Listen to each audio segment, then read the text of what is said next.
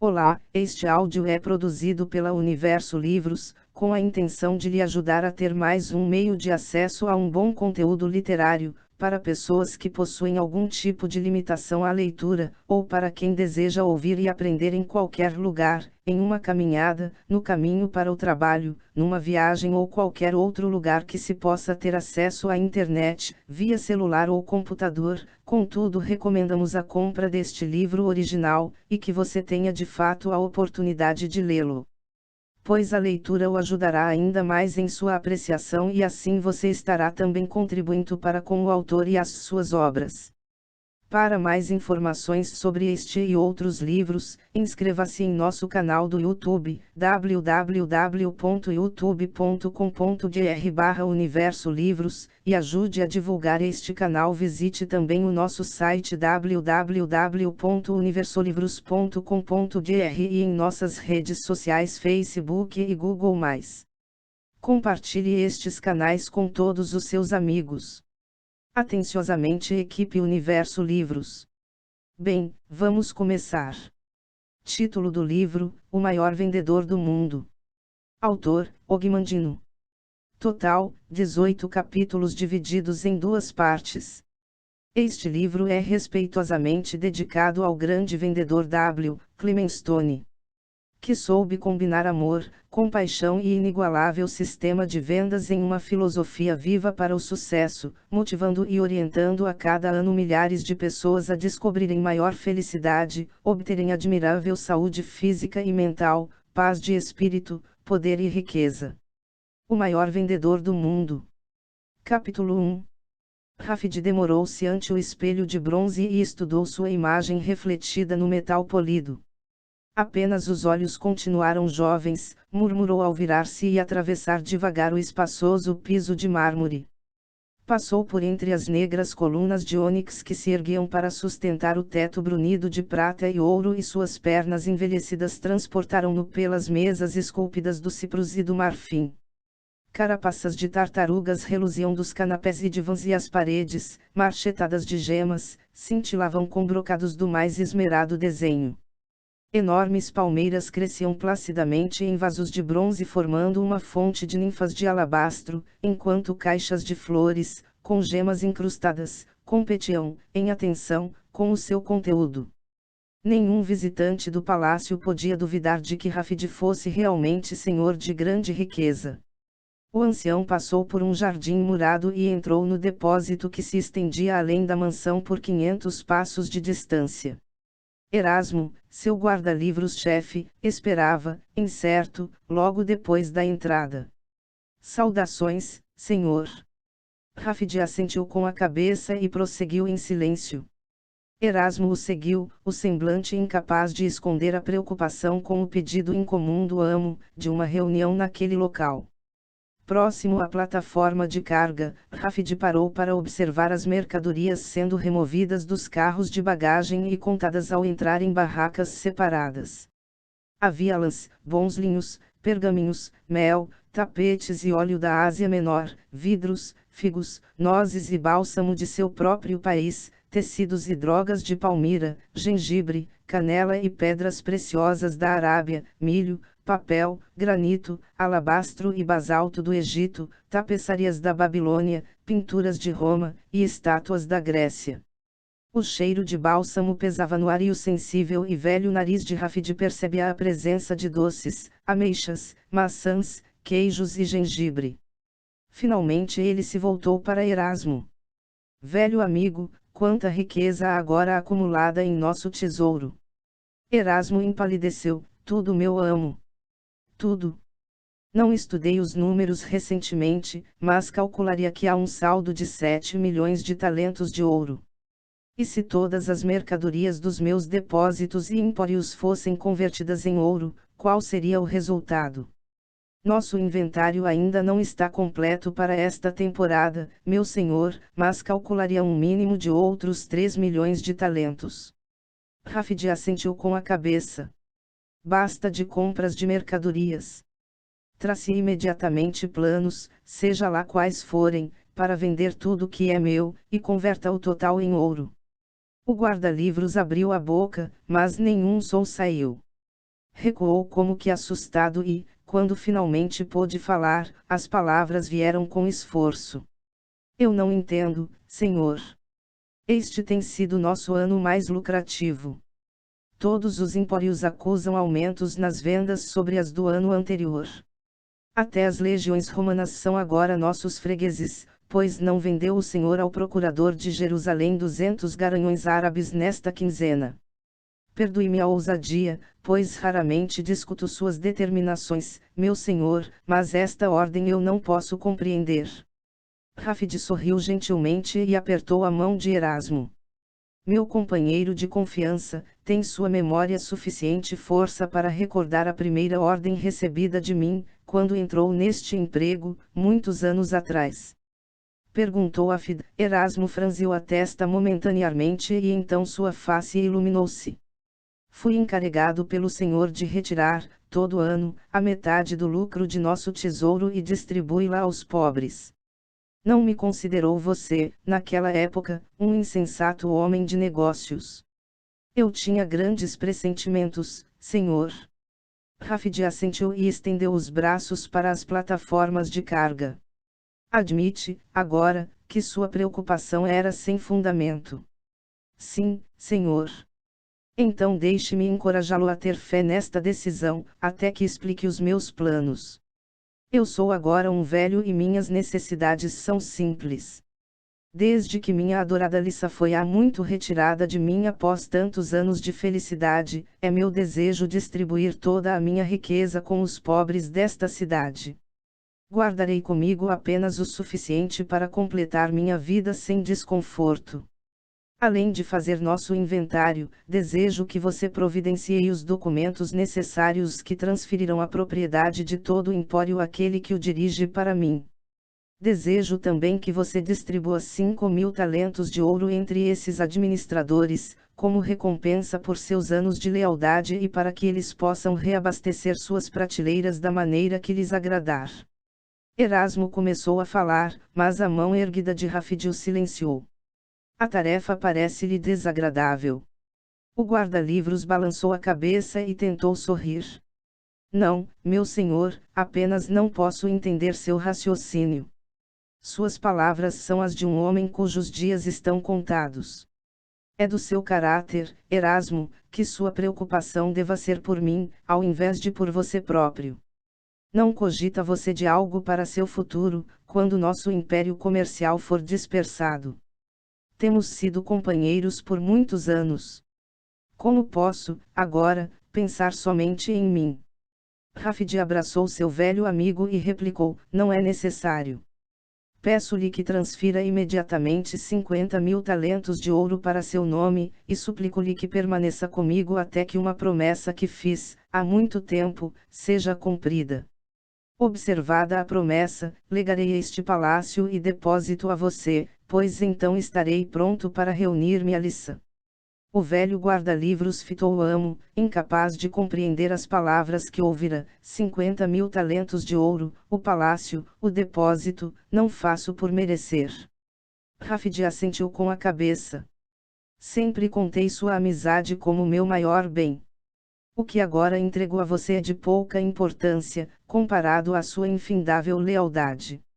Você dominou a arte de viver não para si exclusivamente, mas para os outros, e essa preocupação timbrou acima de tudo como um homem entre os homens. Agora eu o incito a apressar a consumação dos meus planos. O tempo é o que de mais precioso eu possuo e a taça do tempo de minha vida está quase cheia. Erasmo voltou o rosto para ocultar as lágrimas. Sua voz embargou, ao perguntar: e o que é a promessa, ainda por cumprir? Conquanto tenhamos sido como irmãos, nunca ouvi o senhor falar de tal coisa. Rafid cruzou os braços e sorriu. Encontrá-lo-ei de novo ao desincumbir-se de minhas ordens desta manhã. Revelar-lhe-ei, então, um segredo que não partilhei com ninguém, exceto minha adorada esposa, por cerca de 30 anos. Capítulo 2. Então sucedeu que uma caravana fortemente escoltada logo partiu de Damasco transportando certificados de propriedade e ouro para aqueles que dirigiam cada um dos empórios de Rafid. de Obed, em Jopa, a Reuel, em Petra, cada um dos 10 administradores recebeu a notícia da retirada e do presente de Rafide em pasmado silêncio. Finalmente, após fazer sua última parada no empório em Antipatris, estava finda a missão da caravana. O mais poderoso império comercial de seu tempo não mais existia. Com o coração pesado de tristeza, Erasmo mandou avisar ao amo que o depósito estava vazio e que os empórios não mais ostentavam a orgulhosa bandeira de Rafide. O mensageiro regressou com um pedido de que Erasmo se encontrasse imediatamente com o amo, próximo à fonte, no peristilo. Rafide estudou o rosto de seu amigo e perguntou: fez tudo? Tudo, meu senhor. Não se aflija, meu bom amigo, e siga-me. Apenas o som de suas sandálias ecoava no gigantesco aposento quando Rafide levou Erasmo para a escadaria de mármore que ficava ao fundo. Seus passos diminuíram momentaneamente ao se aproximarem de um solitário vaso de fluorita numa prateleira de madeira de árvore cítrica e ele observou que a luz do sol tinha mudado a cor do vidro, de branco para púrpura. Sua face, envelhecida pelos anos, estampou um sorriso. Então os dois velhos amigos começaram a subir os degraus que levavam ao quarto sob a cúpula do palácio. Erasmo notou que a guarda armada não mais existia.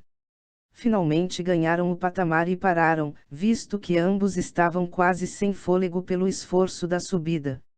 Depois seguiram para o segundo patamar e Rafide retirou a pequena chave do cinto, destrancou a pesada porta de carvalho e forçou-a com o corpo, com o que ela se abriu, rangendo.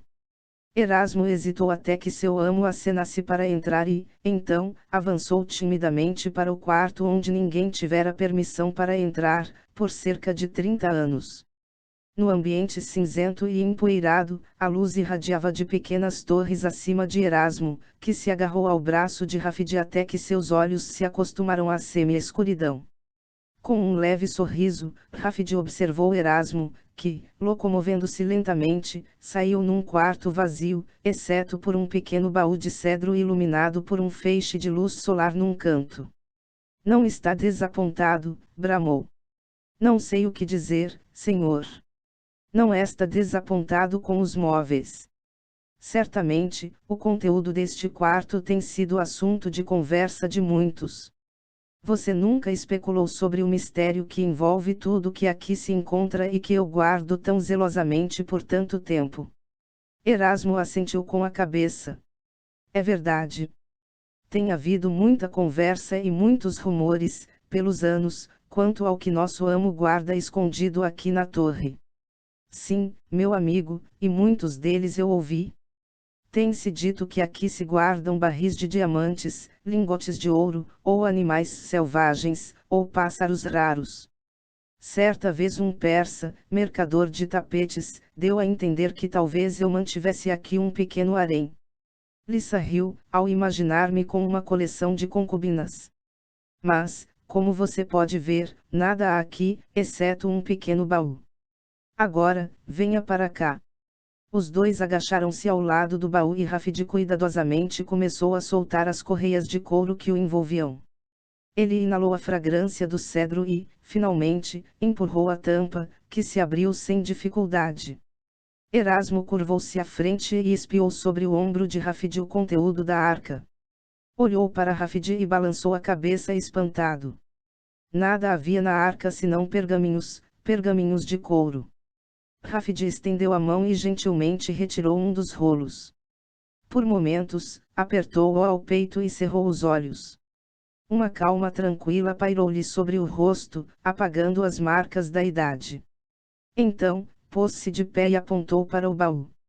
Fosse este quarto enchido até as vigas de diamantes, seu valor não superaria o que seus olhos veem nesta simples caixa de madeira. Todo o êxito, felicidade, amor, paz de espírito e riqueza de que desfruto provém diretamente do que está contido nestes poucos pergaminhos.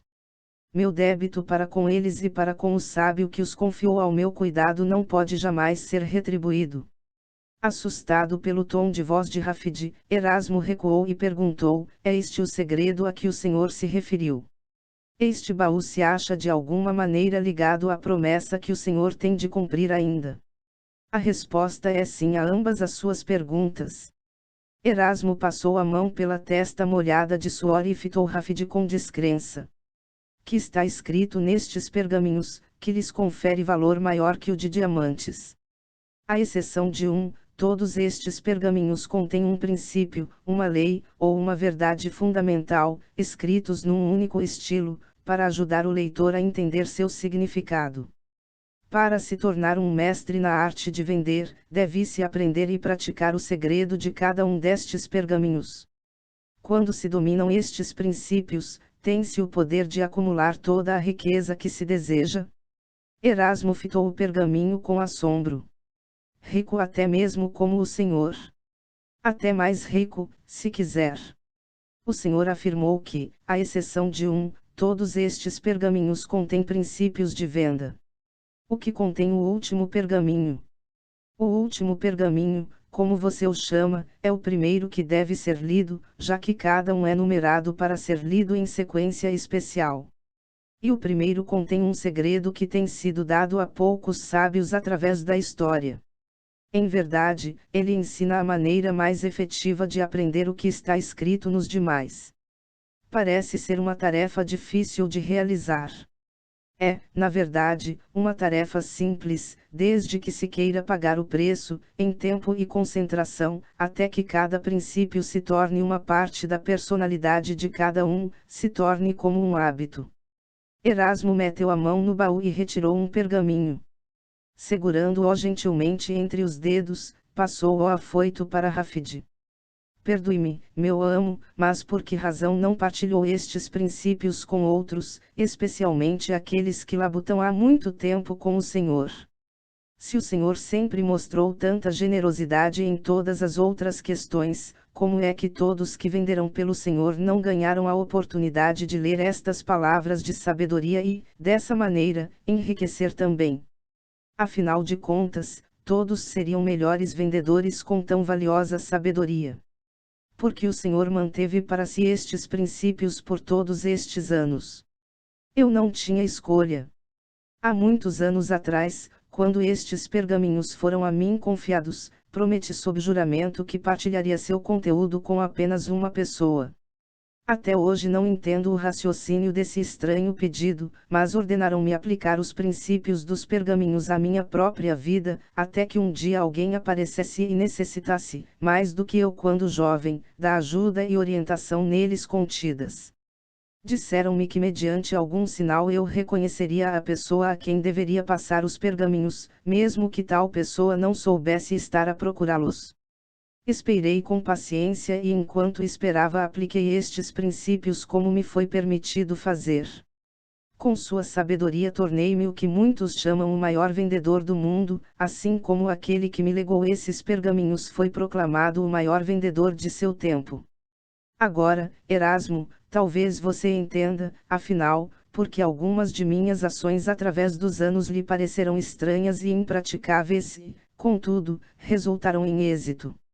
Sempre foram meus feitos e decisões guiados por estes pergaminhos, portanto, não foi através de minha sabedoria que adquirimos tantos talentos de ouro. Fui apenas o instrumento de realização. O Senhor ainda crê que aquele que deve receber tais pergaminhos do Senhor, meu amo, aparecerá após tanto tempo? Sim. Rafid recolocou gentilmente os pergaminhos e fechou o baú. De joelhos, falou, brandamente, você ficará comigo até esse dia, Erasmo. O guarda-livros adiantou-se, banhado por uma luz branda, e eles se apertaram as mãos. Ele assentiu com a cabeça e depois se retirou do quarto, como se sob uma ordem inefável de seu amo. Rafid repôs as correias de couro no baú, ergueu-se e dirigiu-se para uma pequena torre. Passando por ela, seguiu para um palanque que cercava a grande cúpula. Um vento do levante soprava-lhe a face, trazendo consigo o aroma de lagos e do deserto na distância. Ele sorriu como se estivesse postado sobre os telhados de Damasco e seus pensamentos retrocederam no tempo, há anos atrás em sua juventude. Capítulo 3. No inverno, o frio era cruel no Monte das Oliveiras. De Jerusalém, pela estreita abertura do vale Quidron, vinha o cheiro de fumaça, incenso e carne queimada do templo, e esse ar impuro misturava-se com o odor resinoso dos terebintos da montanha. Num declive descampado, a curta distância da aldeia de Betpage, dormitava a imensa caravana de mercadorias de Patros de Palmira. Já era bem tarde e até os garanhões favoritos dos grandes mercadores tinham parado de pastar nos ralos arbustos de pistáceas e deitavam junto a uma macia cerca de louros. Para além das longas filas de tendas em silêncio, grossos cipós de cânhamo se enrolavam em 4 oliveiras antigas. Elas formavam um curral esquadrejado, cercando confusas formas de camelos e burros amontoados para se aquecerem uns nos outros. Exceto por 2 vigias, que rondavam próximos aos carros de bagagem, o único movimento no campo era o da alta e imóvel sombra delineada na grande tenda de pele de cabra de Patros.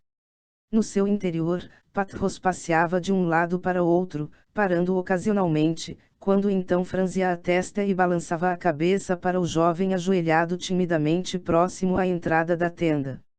Finalmente assentou o corpo aflito no tapete bordado a ouro e acenou para o rapaz se aproximar. Rafid, você sempre foi como de minha família. Estou perplexo e embaraçado com o seu estranho pedido. Você não está contente com o seu serviço? Os olhos do rapaz estavam fixos no tapete. Não, senhor. Talvez o tamanho sempre crescente da nossa caravana tenha feito a sua tarefa de tratar dos camelos e dos burros grande demais. É isso? Não, senhor. Então, por favor, repita o seu pedido. Inclua também, em suas palavras, a razão de tão incomum pedido. É meu desejo tornar-me um vendedor de suas mercadorias, meu senhor, em vez de guardador de camelos. Desejo ser como Haddad, Simon, Caleb e outros, que partem de nosso carro de bagagem com animais quase a rastejar com o peso de suas mercadorias e regressam com ouro para o Senhor, meu amo, e para eles também desejo melhorar minha baixa posição na vida. Como guardador de camelos não sou nada, enquanto como um vendedor para o Senhor posso adquirir riqueza e êxito.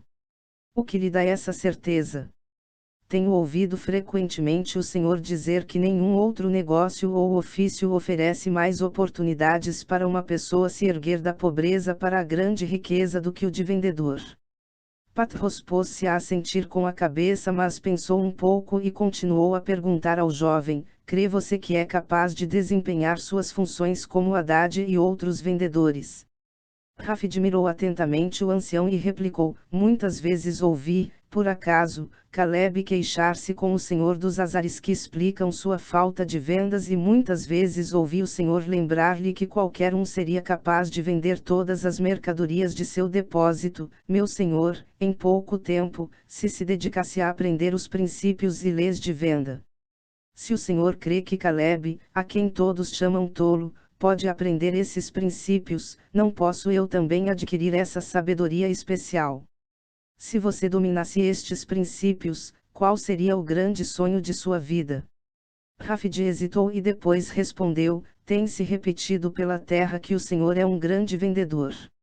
O mundo jamais viu um império comercial tão grande como o que o senhor construiu com o domínio da arte de vender. Minha ambição é tornar-me maior que o senhor, o maior mercador, o homem mais rico, o maior vendedor de todo o mundo.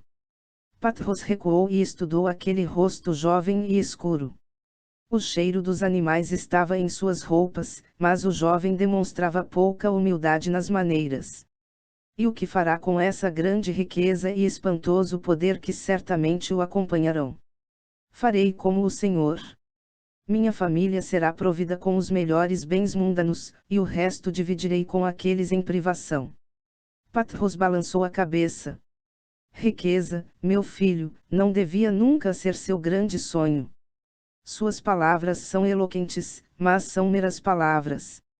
A verdadeira riqueza é a do coração, não a da bolsa. Rafid hesitou. Não é o senhor rico, meu amo? O ancião sorriu da ousadia de Rafid. Rafid, no que toca à riqueza material, há apenas uma diferença entre mim e o mais baixo mendigo que ronda o palácio de Herodes. O mendigo pensa apenas em seu próximo prato de comida e eu penso apenas naquele que será o meu último prato de comida. Não, meu filho, não aspire à riqueza e ao trabalho apenas para ser rico.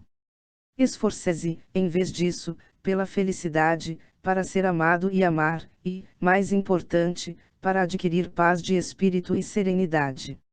Rafid persistia, mas essas coisas são impossíveis sem ouro. Quem pode viver, na pobreza, com paz de espírito? Como se pode demonstrar amor por uma família se é incapaz de alimentá-la, vesti-la e dar-lhe casa para morar? O Senhor mesmo diz que a riqueza é boa quando traz alegria aos outros. Por que então não é boa para a minha ambição de ser rico?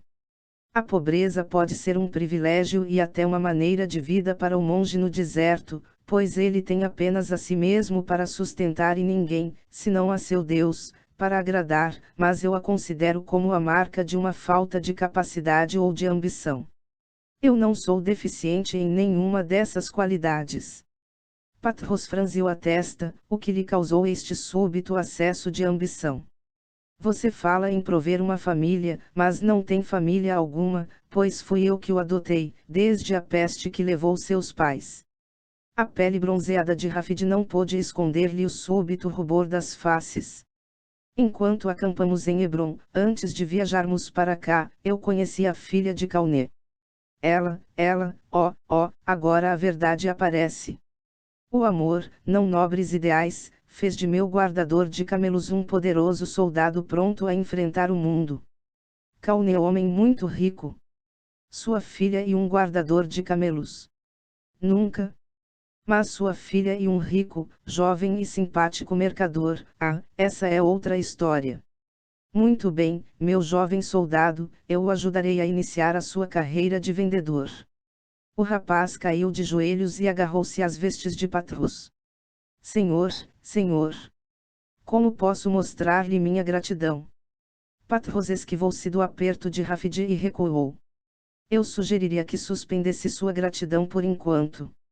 Qualquer ajuda que lhe dê será como um grão de areia comparado às montanhas que você deve mover em seu próprio benefício. A alegria de Rafid imediatamente se amainou ao perguntar: o Senhor vai ensinar-me os princípios e leis que me transformarão em um grande vendedor. Não ensinarei, como não tornei sua infância branda e fácil pelo mimo. Tenho sido criticado frequentemente por condenar meu filho adotivo à vida de guardador de camelos, mas confiei que, se o fogo bom queimasse por dentro, ele finalmente emergiria, e quando tal ocorresse você seria mais homem para seus anos de árdua labuta. Esta noite, seu pedido deixou-me feliz, pois o fogo da ambição reluz em seus olhos e sua face brilha com ardente desejo. Isto é bom e minha suposição sustentou-se, mas você deve ainda provar que há mais em suas palavras do que simplesmente Ar-Rafid permaneceu silencioso e o ancião prosseguiu: primeiro, você deve provar-me e, mais importante, a si mesmo, que pode suportar a vida de vendedor, pois não é destino fácil o que escolheu. Verdadeiramente, muitas vezes você me ouviu dizer que as recompensas são grandes se tem êxito, mas apenas porque pouquíssimos têm êxito. Muitos sucumbem ao desespero e falham sem perceber que já possuem todos os instrumentos necessários para adquirir grande riqueza. Muitos outros enfrentam os obstáculos do caminho com medo e dúvida e os consideram inimigos, quando, em verdade, esses empecilhos são amigos e colaboradores. Os obstáculos são necessários para o êxito, pois em venda, como em todas as carreiras de importância, a vitória só vem apenas após muitas lutas e inúmeras derrotas. Contudo, cada luta, cada derrota, aguça suas técnicas e forças, sua coragem e persistência, sua capacidade e confiança e, assim, cada obstáculo é um companheiro de armas forçando-o a melhorar, ou desistir. Cada malogro é uma oportunidade para seguir avante. Desvie-se deles, evite-os, e você desperdiça seu futuro. O jovem assentiu com a cabeça e ameaçou falar, mas o ancião ergueu a mão e prosseguiu: ademais, você está se aventurando na mais solitária profissão do mundo. Até os desprezados coletores de impostos regressam aos lares ao pôr do sol e as legiões de Roma têm um quartel a que denominam lar. Mas você testemunhará muitos pores do sol distante dos amigos e dos entes queridos. Nada traz a dor da solidão a um homem tão rapidamente quanto passar por uma casa estranha e testemunhar, à luz do lampião, uma família partindo o pão ao anoitecer no aconchego do lar. Será nesses períodos de solidão que as tentações o afrontarão. A maneira como você enfrentará essas tentações afetará grandemente sua carreira. Estar-se na estrada apenas com o animal é uma sensação estranha e frequentemente assustadora. Muitas vezes esquecemos nossas perspectivas e nossos valores e nos sentimos como crianças, ansiando por nossa própria segurança e amor. O que achamos como substituto já encerrou a carreira de muitos, inclusive milhares que eram considerados de grande potencial na arte de vender. Ademais, não haverá ninguém para distraí-lo ou consolá-lo quando não vender nenhuma mercadoria, ninguém, exceto aqueles que procuram separá-lo de sua algibeira. Eu serei cuidadoso e seguirei à risca o seu conselho, meu senhor. Então, vamos começar. Por enquanto você não receberá mais nenhum conselho. Coloque-se diante de mim como um figo verde. Até que o figo amadureça não pode ser chamado de figo e até que você não se tenha exposto ao conhecimento e à experiência não pode ser chamado de vendedor. Como começarei? Pela manhã, você irá falar com Silvio, no carro de bagagem. Ele deixará aos seus cuidados uma das nossas melhores e mais novas túnicas. É tecida com pelo de cabra e resistirá até a chuva mais pesada. É tingida com o vermelho das raízes da garança, para que a cor não se solte. Próximo à bainha você encontrará bordada, pelo lado de dentro, uma pequena estrela. É o símbolo de Tola, cuja fábrica faz as melhores túnicas do mundo. Já próximo à estrela está o meu símbolo, um círculo dentro de um quadrado. Ambos os símbolos são conhecidos e respeitados por todo o país e vendemos inúmeros milhares de túnicas. Tenho negociado com os judeus por tanto tempo que apenas sei seus nomes por um vestuário como esse. E chamado de Abeia. Pegue a túnica e uma mula e parta ao amanhecer para Belém, a aldeia pela qual nossa caravana passou antes de chegar aqui. Nenhum de nossos vendedores jamais a visitou. Dizem que é uma perda de tempo, porque o povo é muito pobre, mas há muitos anos atrás vendi 100 túnicas entre os pastores de lá. Permaneça em Belém até vender uma túnica. Rafid assentiu com a cabeça, tentando em vão ocultar a emoção. A que preço devo vender a túnica, meu amo? Debitarei 1 denário de prata em seu nome no meu livro. Ao voltar, você me devolverá 1 denário de prata. Guarde o que receber a mais como comissão e assim, realmente, você próprio vai determinar o preço da túnica. Pode visitar a feira que fica no portão leste ou oferecer em cada porta da cidade, a qual, estou certo, tem cerca de 1000 certamente, é concebível que uma túnica seja vendida lá, não acha? Rafid assentiu de novo, já pensando no dia seguinte. Patros colocou a mão gentilmente no ombro do rapaz. Não colocarei ninguém em seu serviço até que volte. Se descobrir que seu estômago não é para esta profissão, eu entenderei, e você não precisará se considerar em desfavor. Nunca se envergonhe de tentar e fracassar, pois se alguém nunca fracassou é porque nunca tentou. Quando voltar, perguntarei detidamente a respeito de suas experiências. Só então decidirei como proceder para ajudá-lo a fazer com que seus vagos sonhos se concretizem.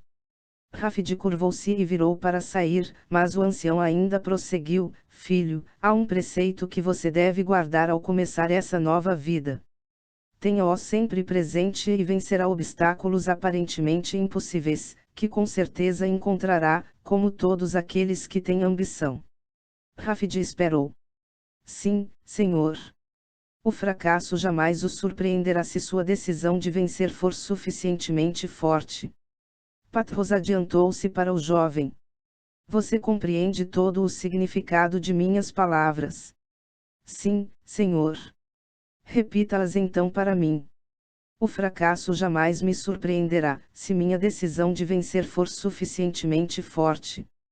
Capítulo 4. Rafid pôs de lado o pedaço de pão mordiscado e pensou em seu infeliz destino. Amanhã seria seu quarto dia em Belém e a única túnica vermelha que ele retirara tão confiante da caravana estava ainda no embrulho no lombo do animal, agora amarrado numa estaca na gruta atrás da hospedaria. Ele não ouvia o barulho que o cercava no superlotado refeitório, ao fazer careta, a refeição ainda por terminar. Dúvidas que assaltavam todo vendedor, desde o começo dos tempos, passavam-lhe pela mente. Por que as pessoas não me dão ouvidos? Como atrair sua atenção? Por que fecham suas portas antes mesmo que eu tenha dito 5 palavras? Por que perdem o interesse pela minha conversa e se afastam? Será todo mundo pobre nesta cidade? O que posso dizer quando eles declaram que gostam da túnica mas não podem pagá-la? Por que tantos me dizem para passar depois? Como os outros conseguem vender, quando eu não consigo? Que medo é este que me domina quando me aproximo de uma porta fechada e como posso vencê-lo? Será que o meu preço não faz par com o dos outros vendedores? Balançou a cabeça, em desgosto pelo fracasso. Talvez não fosse aquela a vida para ele. Talvez devesse continuar como guardador de camelos e ganhar apenas moedas de cobre por dia de trabalho. Como vendedor de mercadorias, ficaria verdadeiramente feliz se voltasse para a caravana, sem lucro absolutamente nenhum. De que o chamara Patrus? Um jovem soldado. Ele quis momentaneamente que estivesse de volta aos animais. Seus pensamentos voltaram-se, então, para Lissa e seu severo pai, Cauner, e as dúvidas imediatamente o abandonarão. Aquela noite ele dormiria de novo nas colinas para conservar suas economias e na manhã seguinte venderia a túnica. Ademais, falaria com tal eloquência que conseguiria um bom preço por ela. Começaria cedo, logo após o alvorecer, e se instalaria próximo à fonte da cidade. Dirigir-se-ia a todos que se aproximassem e dentro de pouco tempo estaria retornando ao Monte das Oliveiras com prata nos bolsos. Estendeu a mão para pegar o resto de pão e se pôs a comer enquanto pensava no amo. Patros iria orgulhar-se dele, pois não desesperara ou regressara como fracassado. Em verdade, 4 dias era muito tempo para consumar a venda de apenas uma túnica, mas ele sabia que se realizasse o feito em 4 dias poderia aprender com Patros a realizá-lo em 3 e, depois, em 2 dias. Com o tempo, tornar-se-ia tão eficiente que venderia muitas túnicas numa só hora. Seria, então, verdadeiramente, um vendedor de reputação. Deixou a barulhenta hospedaria e rumou para a gruta e seu animal. O ar frio endurecera a grama com uma fina camada de geada e cada folhinha queixava-se, estalando com a pressão de suas sandálias. Rafid decidiu não sair para as colinas essa noite. Em vez disso, descansaria na gruta com seu animal. Amanhã, sabia, seria um dia melhor, visto entender agora porque outros sempre se desviavam da aldeia empobrecida. Tinham dito que nada se vendia ali e ele recordava essas palavras toda vez que alguém recusava comprar sua túnica. Patros, contudo, vendera centenas de túnicas ali, muito tempo antes. Talvez os tempos tivessem sido diferentes e, afinal de contas, Patros era um grande vendedor. Uma cintilante luz vinda da gruta fê-lo apertar os passos, temendo algum ladrão. Ele correu para a entrada pronto a derrubar o bandido e reaver seus bens. No entanto, a tensão imediatamente o abandonou à vista do que confrontava. Uma pequena vela, forçada numa fenda na parede da gruta, brilhava fracamente sobre um homem barbado e uma jovem, achegados intimamente. A seus pés, numa pedra esburacada, onde usualmente ficava a forragem do gado, dormia um menino. Rafid conhecia pouco de tais coisas, mas sentiu, pela pele enrugada e sanguínea, que o menino era recém-nascido. Para proteger do frio o menino que dormia, ambos os mantos, o do homem e o da mulher, cobriam-no todo, menos a cabecinha. O homem assentiu com a cabeça na direção de Rafid enquanto a mulher aconchegava-se à criança, ninguém falou. Então, a mulher tremeu de frio e Rafid viu que o fino vestuário dela oferecia pouca proteção contra a umidade da gruta. Rafid fitou novamente o menino. Observou fascinado como sua boca pequena abria e fechava quase num sorriso, e uma estranha sensação o assaltou. Por alguma razão desconhecida, pensou em Lissa. A mulher tiritou novamente e seu movimento súbito despertou Rafid do devaneio. Após dolorosos momentos de indecisão, o suposto vendedor encaminhou-se para seu animal. Cuidadosamente, desatou os nós, abriu o embrulho e retirou a túnica. Desdobrou-a e correu a mão sobre o tecido. A tintura vermelha reluziu com a luz da vela e ele pôde ver o símbolo de patrocínio de Tola, na parte de baixo. O círculo no quadrado e a estrela. Quantas vezes erguera essa túnica nos braços cansados, nos últimos 3 dias? Parecia-lhe que conhecia toda a configuração e cada uma de suas fibras. Era, realmente, uma túnica de qualidade. Com cuidado, duraria uma existência. Rafid fechou os olhos e suspirou. Depois, dirigiu-se com rapidez à pequena família, ajoelhou na palha ao lado do menino e, gentilmente, retirou o manto do pai e, depois, o da mãe. Devolveu cada um ao seu dono. Ambos estavam chocados demais com a ousadia de Rafid para reagirem. Então, Rafid abriu a preciosa túnica vermelha e, gentilmente, agasalhou com ela a criança que dormia. A umidade do beijo da jovem mãe ainda estava na face de Rafid ao conduzir ele seu animal para fora da gruta. Diretamente acima dele encontrava-se a mais brilhante estrela que Rafid jamais vira. Fitou-a, até que seus olhos se encheram de lágrimas, e então puxou seu animal pelo caminho que levava à estrada principal de volta a Jerusalém e à caravana na montanha. Capítulo 5. Rafid seguiu devagar, a cabeça caída para não mais notar a estrela espalhando seu caminho de luz diante dele. Por que cometer um ato tão tolo? Não conhecia aquelas pessoas na gruta. Por que não tentara vender-lhes a túnica? O que diria Patrus?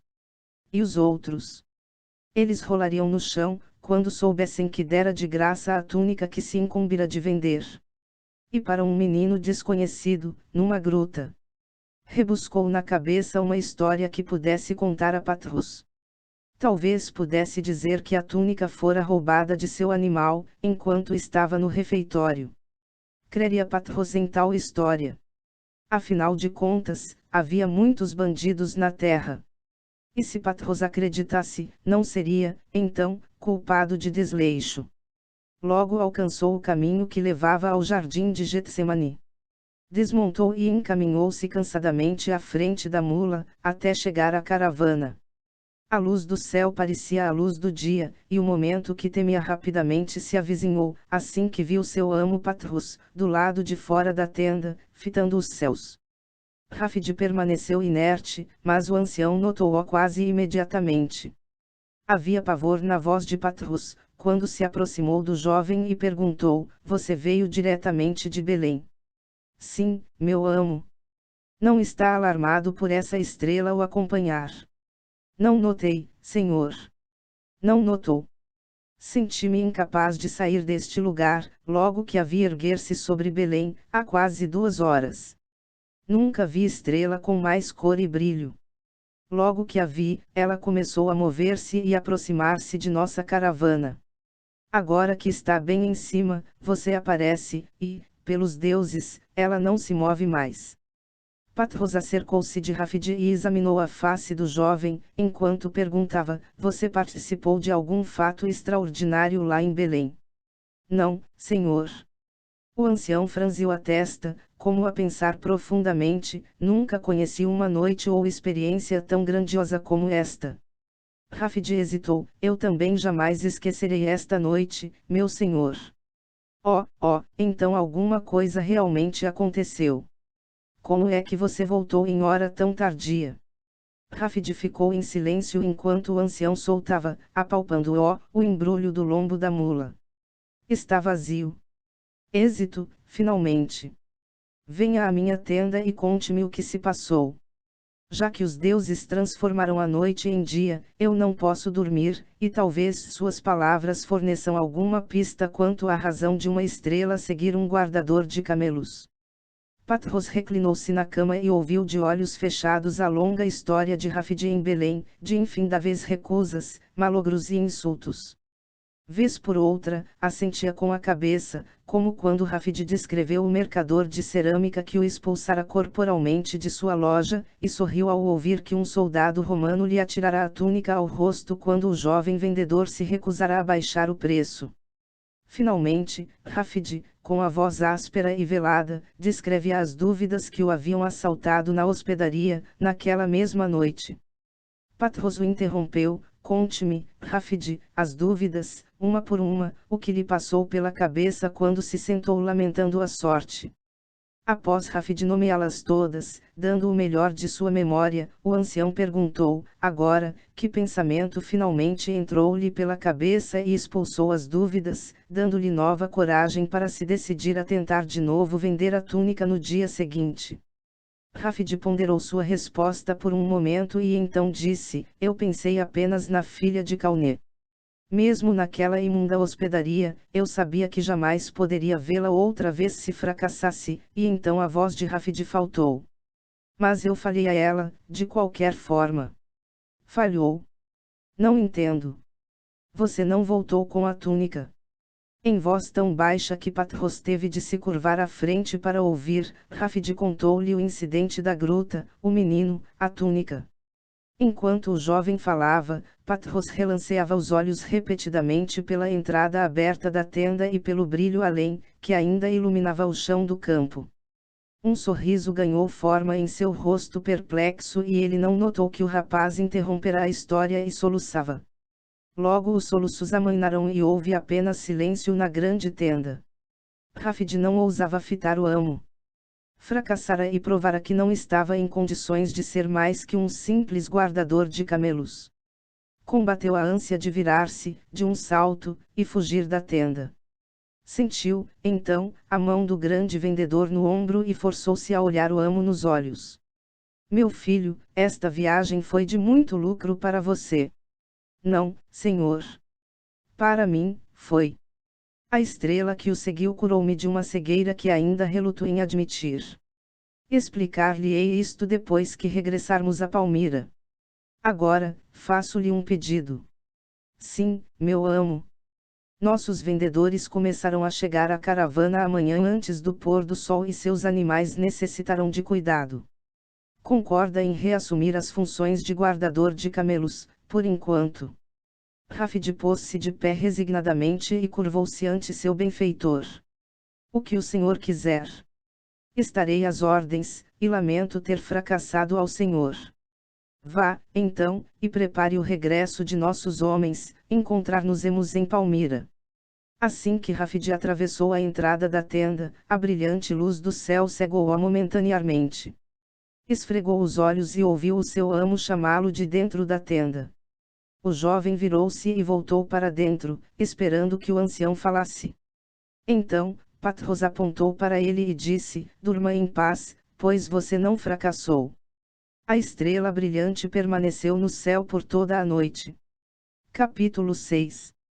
Quase 2 semanas depois que a caravana regressara à base em Palmira, Rafid foi despertado em sua cama de palha, no estábulo, e chamado à presença de Patros. Dirigiu-se com rapidez ao dormitório do amo e parou, incerto, ante a enorme cama que reduzia o tamanho de seu ocupante. Patros abriu os olhos e desvencilhou-se das cobertas até sentar-se ereto. Seu rosto estava descarnado e as veias inchavam-lhe as mãos. Era difícil acreditar que se tratasse do mesmo homem com quem falara apenas 12 dias antes. Patros moveu-se para a parte mais baixa da cama e o jovem sentou-se cuidadosamente na beirada, esperando que o ancião falasse. Até mesmo a voz de Patros era diferente, em som e timbre, daquela na última reunião. Meu filho, você ainda tem muitos dias para reexaminar suas ambições. Existe ainda, dentro de você, a vontade de se tornar um grande vendedor. Sim, meu senhor. O ancião assentiu com a cabeça. Então, que assim seja. Planejara gastar muito mais tempo com você, mas, como pode ver, há outros planos para mim. Embora me considere um bom vendedor, sinto-me incapaz de vender à morte seu afastamento de minha porta. Ela tem esperado há dias, como um cão faminto à porta de nossa cozinha. Como o cão, ela sabe que finalmente encontrará a porta aberta. Um acesso de tosse interrompeu Patros e Rafid continuou inerte, enquanto o ancião lutava com a falta de ar. Finalmente, a tosse parou e Patros sorriu com debilidade. Nosso tempo juntos é breve, de maneira que vamos começar. Primeiro, retire o pequeno baú de cedro de debaixo da cama. Rafid ajoelhou-se e puxou um pequeno baú com correias de couro. Colocou-o sob o contorno que Patros traçou com os pés na cama. O ancião pigarreou: há muitos anos, quando minha posição era inferior à de um guardador de camelos, tive o privilégio de socorrer um viajante do Oriente que fora atacado por 2 bandidos. Ele insistiu em que eu salvara sua vida e quis recompensar-me, embora eu não procurasse nenhuma recompensa. Como eu não tinha família, nem economias, convenceu-me a voltar com ele para sua casa e família, onde fui aceito como um dos seus. Um dia, depois que me acostumara à minha nova vida, ele me apresentou este baú. Dentro havia 10 pergaminhos de couro, todos numerados. O primeiro continha o segredo de aprender. Os outros continham todos os segredos e princípios necessários para tornar-me uma pessoa de grande êxito na arte de vender. Então, a seguir, foi-me ministrada, todos os dias, a palavra sábia dos pergaminhos, e com o segredo de aprender, do primeiro pergaminho, finalmente memorizei palavra por palavra de todos os pergaminhos até que elas se tornassem parte de minhas maneiras e de minha vida. Elas se tornaram hábito. Finalmente, recebi de presente com o baú, contendo os 10 pergaminhos, uma carta selada e uma bolsa com 50 moedas de ouro. A carta selada não era para abrir até que meu lar adotivo estivesse fora de vista. Despedi-me da família e esperei até alcançar a rota comercial para Palmira antes de abrir a carta. A carta, em essência, mandava-me tomar as moedas de ouro, aplicar o que aprendera dos pergaminhos e começar uma nova vida. Mandava, ainda, partilhar sempre a metade da riqueza adquirida, fosse ela qual fosse, com outras pessoas menos afortunadas, mas que não desse os pergaminhos de couro nem os partilhasse com ninguém até o dia em que eu recebesse um sinal especial que dissesse quem fora o próximo escolhido para recebê-los. Rafid balançou a cabeça: não entendo, senhor. Explicarei. Permaneci à espera dessa pessoa e do sinal por muitos anos e enquanto esperava apliquei o que aprendi dos pergaminhos para acumular uma grande fortuna. Quase cheguei a acreditar que tal pessoa jamais apareceria antes de minha morte, até que você regressou de sua viagem a Belém.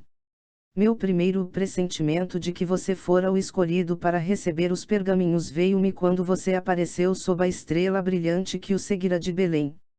Em minha alma tentei compreender o significado desse fato, mas resignei-me a não desafiar as ações dos deuses.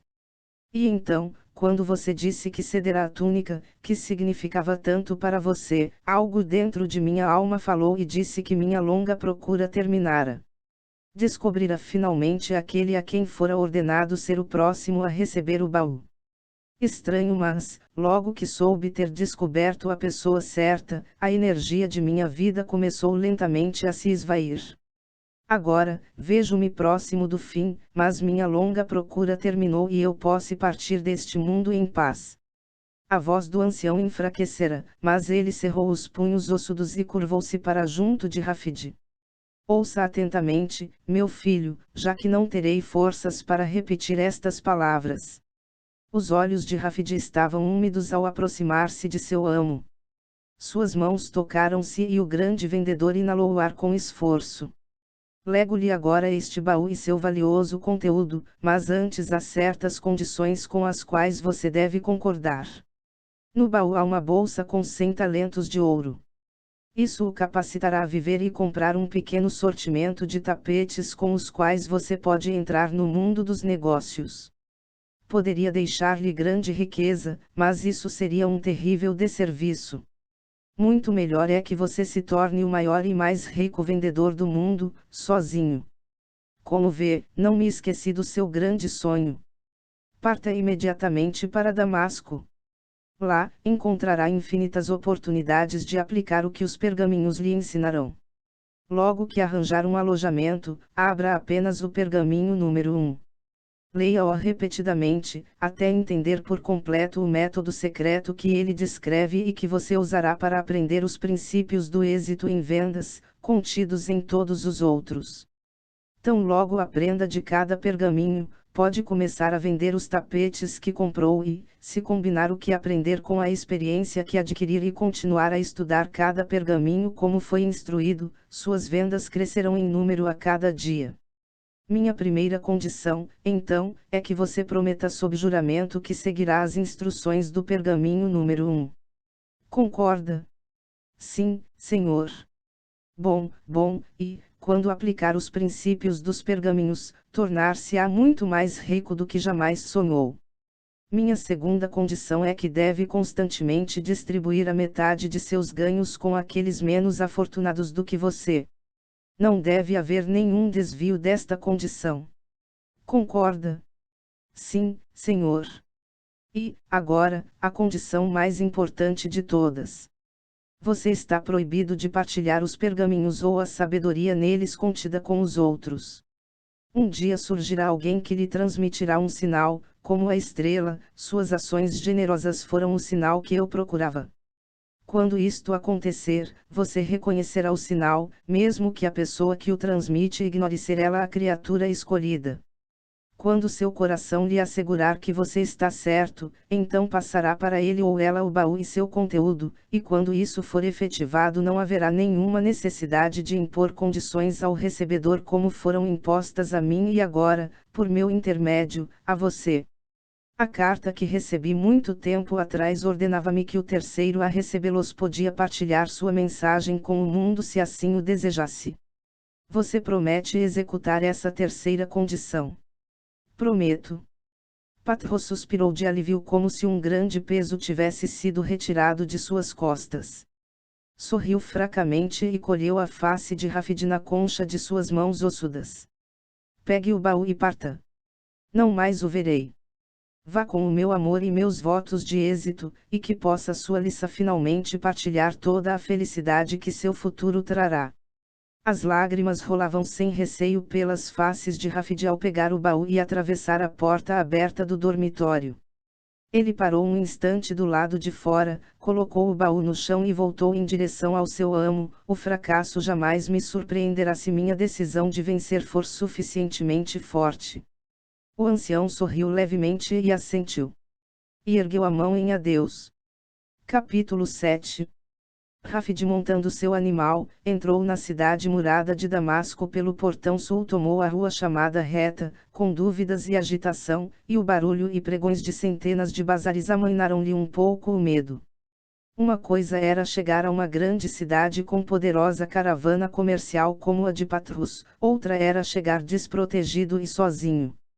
Mercadores de rua passavam por ele esbaforidos, segurando mercadorias, cada um gritando mais alto do que o outro. Passou por lojas cubiculares e bazares que mostravam artefatos de caldeireiro, ourives, celeiro, tecelão, carpinteiro, e cada passo de sua mula punha-o frente a frente com outro mascate, mãos estendidas, chorando palavras de lamúria. Logo adiante, além do muro ocidental da cidade, erguia-se o Monte Hermon. Embora fosse verão, o branco coroava-lhe o cume que parecia contemplar a cacofonia da feira com tolerância e indulgência. Finalmente, Rafid saiu da famosa rua e procurou alojamento, o que não lhe foi difícil encontrar, numa hospedaria chamada Mocha.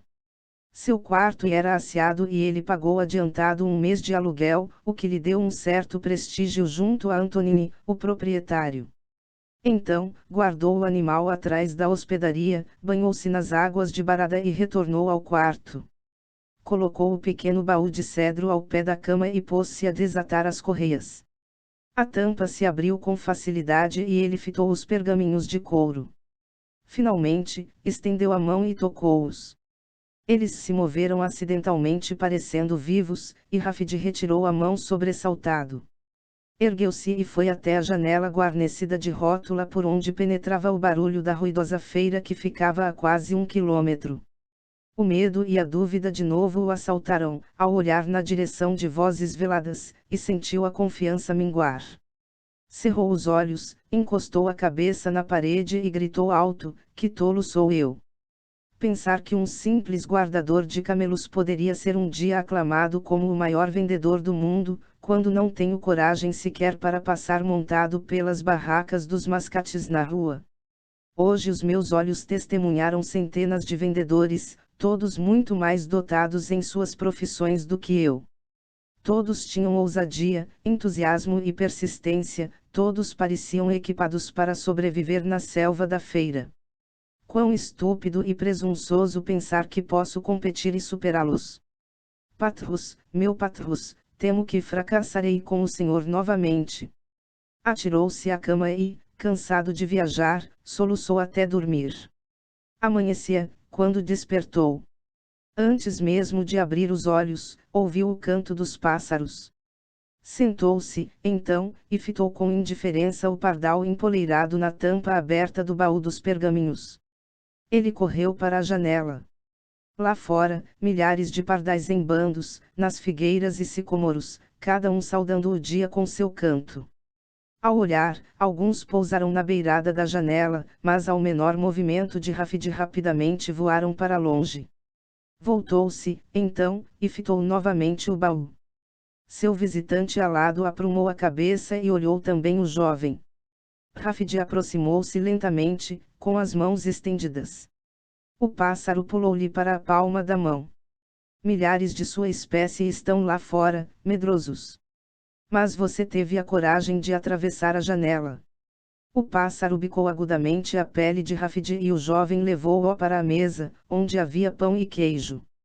Tirou pedaços e os colocou junto ao amiguinho, que se pôs a comer. Então ocorreu-lhe um pensamento e ele voltou à janela. Passou as mãos nas aberturas das grades.